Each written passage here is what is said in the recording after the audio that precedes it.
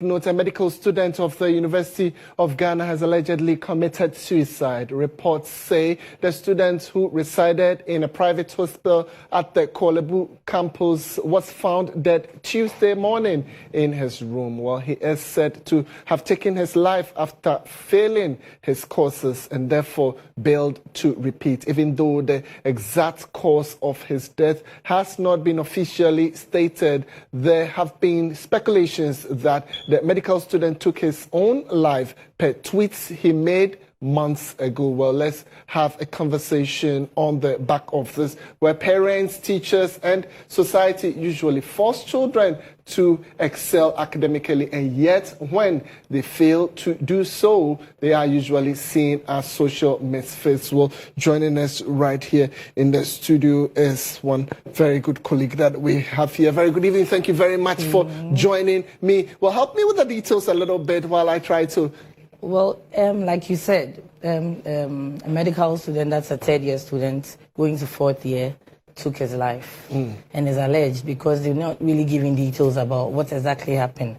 But what we are hearing now is that he was repeated.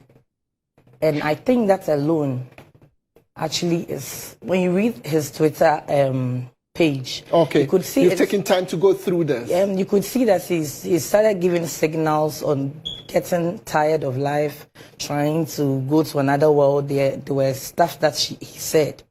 Okay, so it means that he was battling with a lot of things, and even to be repeated in school is a big deal. I'll let you help my viewers a little bit, but first of all, just give me your name and a little bit of your background so they get to understand. I know suicide is not an option as you have in front of you, but tell me a little bit about yourself so viewers can connect with what you do. All right, so my name is Gloria Boatsma Ando. Gloria Boatsma Ando. Yes, okay. I'm a suicide prevention activist. Wow. Okay. And the founder of Winglow Family International. What Winglow Family International does is that we help the youth, that is those who want to talk, those who want to take their life and don't even have anybody to talk to.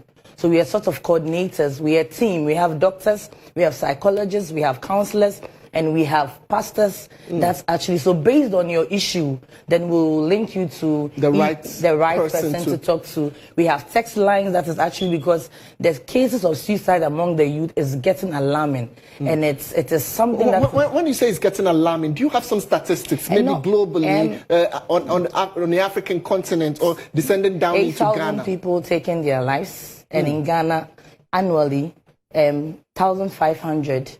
So right here in Ghana, we are reporting about 1,500 people annually, committing suicide.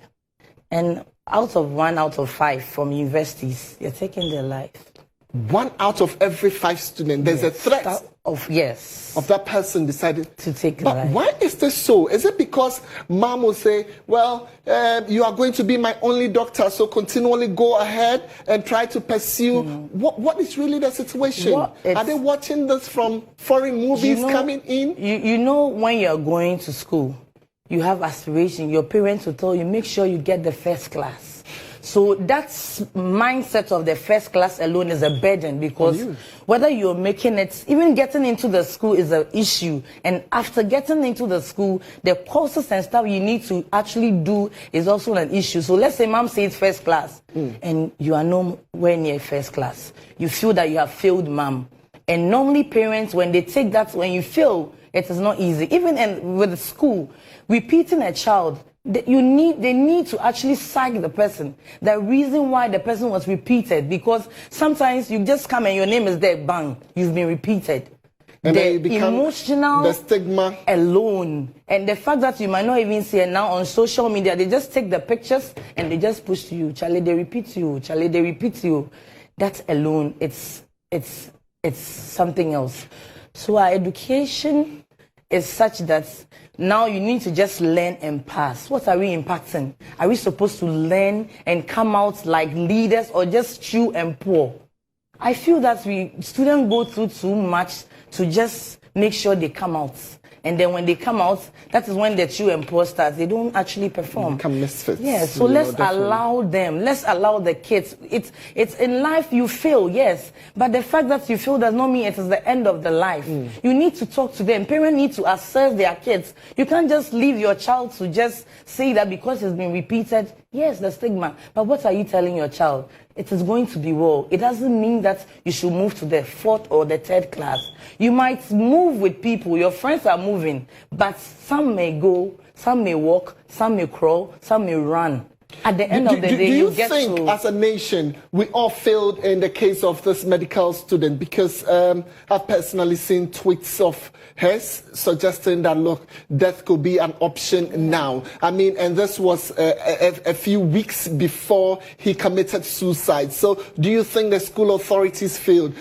Much more friends failed him, and society as a whole failed? Yes, I think that we didn't pay much attention to what the guy was actually putting on social media. Because if you're my friend and you start seeing stuff like that, especially when you know me, it means that there's something more bothering my mind. I need to come close, find out what is wrong with you. If you are a lecturer, you're repeating someone, there's no big deal of calling the person to say that, look, this is what happened. It didn't mean that you didn't do well. This is the area that you actually missed it. So the next time, try psych the person. Let the person feel that he's not the only person that is going to go through. And if you're a friend of such people that they repeat and people start laughing at you, we need to stop. We need to be each other's keeper.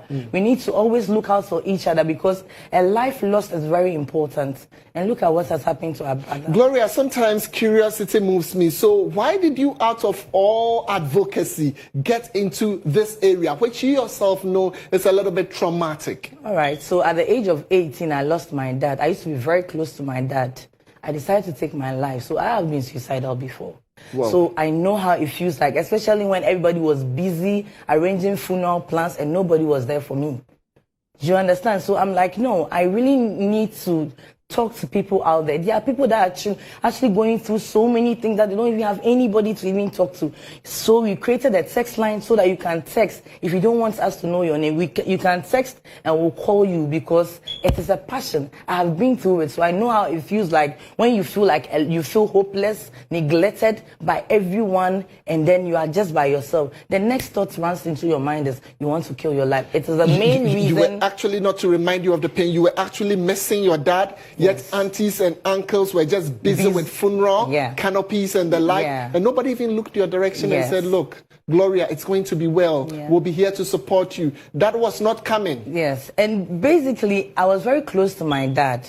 So aside the attention, my point is, so who do I talk to? He's a man who can listen, who you can ask any question, even if it doesn't make sense, he will answer you. So I was like, so who am I going to talk to? Do you understand? So I felt very empty and alone. It is the main reason I spent my time in the room and everybody was busy. Until now that I'm doing this advocacy, my mom never thought, or any of my siblings never thought I was suicidal. Thinking about this. So you meet a lot of people lately through this advocacy. People text you. Yes. What are some of the concerns, so that when we see some of these signals, you can share a particular story with us? So just this afternoon, somebody actually called me. Just this afternoon? This afternoon. A few hours ago? Yes, a few hours ago. Called me that her boyfriend left her. Oh. There are so many guys. 20, exactly. Around. But the point is, what you take as a normal is not what I would take as normal. So we are different people. Okay. So because of that, she thinks that, what is the point? I needed to talk to her to let her know that at 22, what you should be focusing on is your education. It is the main and it is the priority. For all you know, the guy you are even thinking that is leaving you has like 3, 4, 5 girlfriends. So it is about you. You need to build yourself. You don't build yourself based on a man. You have a life. So I was asking her whether the guy pays her school fees. He said no. So it's your parents. So you have no cause to even try to kill yourself.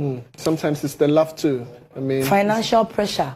Even as I parked at your place, a guy called me. I needed to send money. So this is basically something that's of passion that we are doing to save life. Anytime I hear suicide, get worried. I get worried. You're doing such a great job. I'm ending the interview shortly, but I want to give you the opportunity so that if somebody's watching us tonight, or you know somebody who is becoming suicidal, who has showing tenets of committing suicide, you can reach out to you. So what do they do? Maybe not the number, but basically how they can get to you. Any online portal or something? On our social media platform is Winglow Family International. On Twitter, on Facebook, on Instagram. And if you text REACH, that is REACH, to 7,000. If you're using MTN, you can just text REACH, we'll call you. And if you're using Tigo and Vodafone, you text 1904, and then your number will pop up, and then we'll call you. So if you want to call us, it's 020 5177964. And also, if you're out there and you can push this agenda, we need to save the youth. All right. If you can push the agenda, please do not hesitate to support this great vision to save the youth, because it could be your sister, it could be your mother, it could be your brother, it could be your child, and their lives are so important because they are our future leaders. Thank you very much, Glory. Unfortunately, we lost one at the medical student. 4 years already done at the medical school, failed or thrilled some papers, and then just decided, I'm going to end it. I'm going to take off my life. Such an unfortunate incident. If you're seeing anybody like that, it's very easy. One of them that I kept in my mind, REACH, and then 7,000 if you have an MTN line, and it will get to them.